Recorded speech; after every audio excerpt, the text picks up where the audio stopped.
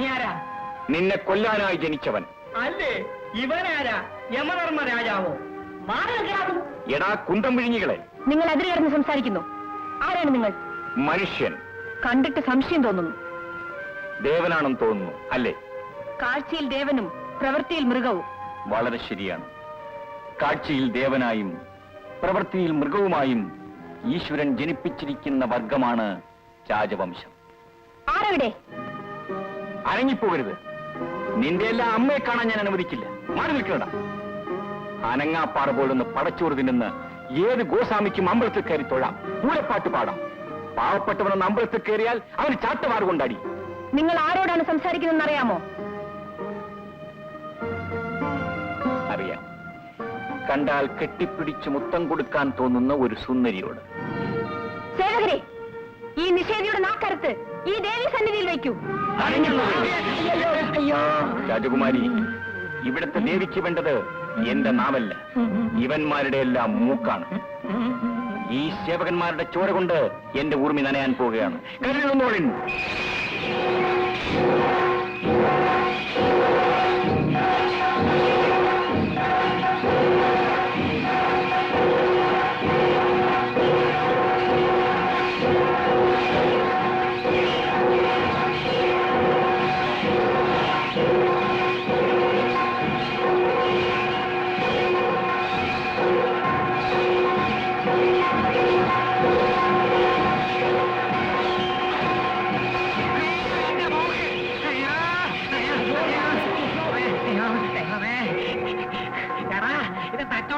കുറിപ്പിന്റെ പ്രേതമാണെന്നാണ് തോന്നുന്നത്.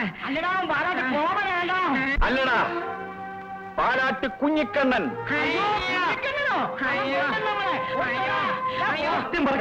എങ്ങനെ മുറിഞ്ഞു? പറഞ്ഞില്ലേ മൂക്കൊക്കുത്തി വീണെന്ന്. പിന്നെ എന്തിനാ മൂക്കെങ്ങനെ മുറിഞ്ഞു, മൂക്കെങ്ങനെ മുറിഞ്ഞു, മൂക്കെങ്ങനെ മുറിഞ്ഞു ചോദിക്കുന്നില്ലേടാ? സത്യം പറയുന്ന പിടിവിടെ. രാജകുമാരിയുമായി വാക്കേറ്റമുണ്ടായി. ഒരുത്തനുമായി ഏറ്റുമുട്ടി ഞങ്ങൾ വാളെടുക്കുന്നതിന് മുമ്പ് അവൻ വെട്ടി ഇവന്റെ മൂക്കങ്ങ്. കുറച്ച് ശ്രീരംഗരാജന്റെ ഉപ്പൻ ചോറും തിന്ന് ജീവിക്കുന്ന പണനായ്ക്കൾ നാട്ടുകാരുടെ വാൾമനയേറ്റ് മൂക്കം മുറിഞ്ഞ് ഓടിയിരിക്കുന്നു. ആരാടാ ആരാടാ ദ്രോഹി? തോഴിമാരെ, ഈ കഥകളൊന്നും മറ്റാരോടും ഉരിയാടരുത്, പ്രത്യേകിച്ചും അച്ഛന്റെ ചെവിയിൽ. ഇല്ല തമ്പുരാട്ടി. രാജകുമാരി, എവിടെയാ തെണ്ടിത്തിറുക്കൻ? ശ്രീരംഗരാജന്റെ കൊട്ടാരത്തിൽ ഉശിരുള്ള പടത്തലവന്മാരുണ്ടെന്ന് അവനെ മനസ്സിലാക്കിയിട്ടേ ഞാൻ മടങ്ങിപ്പോരൂ. പോകുന്നത് കൊള്ളാം, പക്ഷെ ഊറ്റം കാണിച്ച് മൂക്ക് മുറിച്ച് നിൽക്കുന്ന നിങ്ങളുടെ സേവകരുടെ അനുഭവം മറക്കരുത്. ആ മനുഷ്യൻ സാധാരണക്കാരനല്ല. ആരുമായി കൊള്ളട്ടെ, രാജ്യത്തെക്കാളും രാജാവിനേക്കാളും വലിയ പ്രജയുണ്ടായാൽ അവനെ വെച്ചു വാഴിക്കരുത്.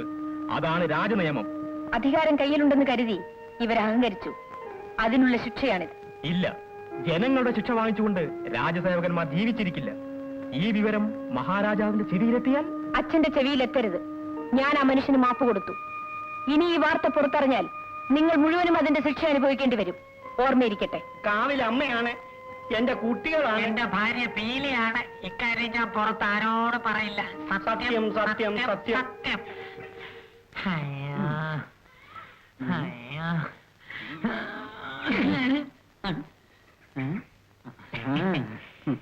എടാ ചിട്ട, എന്റെ മൂക്ക് ഒരു പോക്ക് പോയോടാ.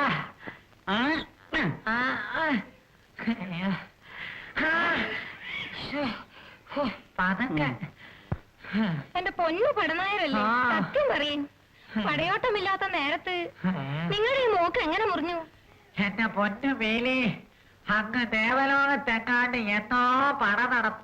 ദേവേന്ദ്രന്റെ മൂക്ക് മുറിഞ്ഞ് എന്റെ മൂക്ക് വീണ് എന്റെ മൂക്ക് മുറിഞ്ഞ്. വെറുതെ കള്ളം പറയാതെ കാര്യം പറയും. എന്റെ കാവിലമ്മേ, കിളി പോലെ കൊഞ്ചണ എന്റെ നായരുടെ ഒച്ച കേട്ടില്ലേ? കഴുത കരയണ പോലെ. എടാ ചുണ്ട, നീ എങ്കിലും കാര്യം പറയും. എന്തോ നോക്കിക്കോളി, ഞാൻ കൊട്ടാരത്തിൽ ചെന്ന് മഹാരാജാവിനോട് വിവരം പറയാം. അയ്യോ, എന്റെ മയിൽപ്പീലിയല്ലേ, ഈ വിവരം കൊട്ടാരത്തിൽ അറിഞ്ഞ എന്റെ മൂക്കില്ല, തല തെറിച്ചങ്ങ് പോവും. ഞാൻ കാര്യം പറയാം, നീ പുറത്താരോടും പറയരുത്. ഇല്ല. എന്നാ എന്റെ തലയെ തൊട്ട് സത്യം ചെയ്. നിങ്ങളാണ് എന്നാണ് ഈ പീലി ആരോടും.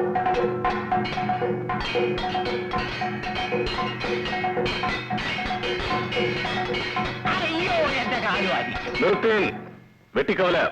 എന്തോ എടാ, കീഴ്ത്താരി വെട്ടിമറിയുമ്പോൾ പരിചയം മുന്നിൽ തടയണ്ടേ? ഗുരുവേ, അത് കാര്യമായിട്ട് വെട്ടുമ്പം പോരെ, ഇത് കളിയംഗമല്ലേ? കളിയംഗമായാലും കാര്യംഗമായാലും വഞ്ചിയൂർ സുരാസുവിന്റെ ശിഷ്യന്മാർ വാളെടുത്താൽ പാഴാകരുത്. എല്ലാരും പോയി കുളിച്ചു വരീൻ. ഇന്ന് വെട്ടിയൂർ കാവിലെ പൂരത്തിന് പോകണം. ഗുരുവേ, ഒരു അഴക് വന്നിരിക്കുന്നു. അഴകോ? അതെ, പെണ്ണഴക്.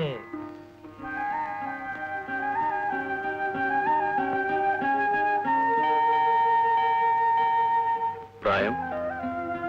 ഒരു 16.25 വരും. നിറം? അരളിപ്പൂവിന്റെ നിറം. തനിച്ചോ തുണച്ചോ? തന്തനിച്ച്. കണ്ടു പഴകിയ മുഖമാണോടാ? അധികം പഴകിയ മുഖമല്ലെന്ന് തോന്നുന്നു. എവിടെ നിൽക്കുന്നു? കളരിക്ക് പുറത്ത് കടക്കം നിറഞ്ഞ് അറിയുന്നപ്പെട പോലെ ഇങ്ങനെ നിൽക്കും. ശരി, വരാൻ. ഞാൻ അങ്ങോട്ട് വരാമെന്ന് പറയൂ. ഓ,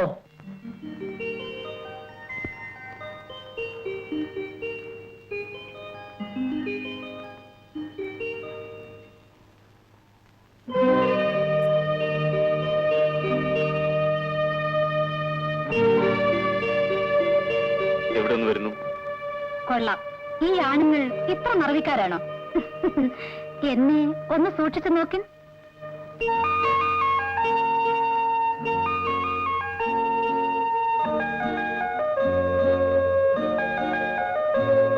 ഓ, അന്ന് കളിവഞ്ചിയിൽ കടവത്തൂർ ഗുരുക്കളുടെ മകൾ പൊന്നിയോടൊപ്പം. എന്തൊക്കെയുണ്ട് വിശേഷങ്ങൾ? പൊന്നിക്ക് സുഖമാണോ? പൊന്നി ഒരോല തന്നയച്ചു. ഓ,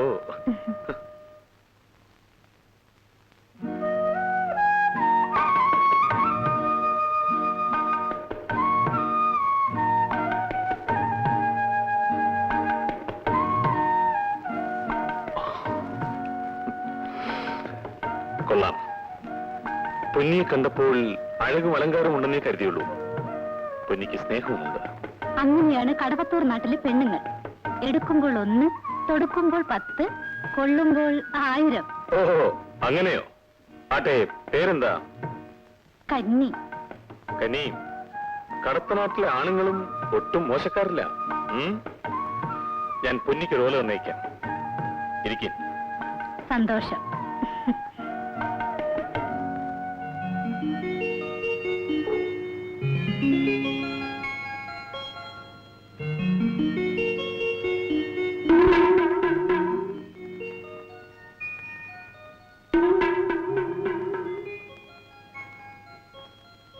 ഇരിക്കാൻ പറഞ്ഞപ്പം കിടന്നു.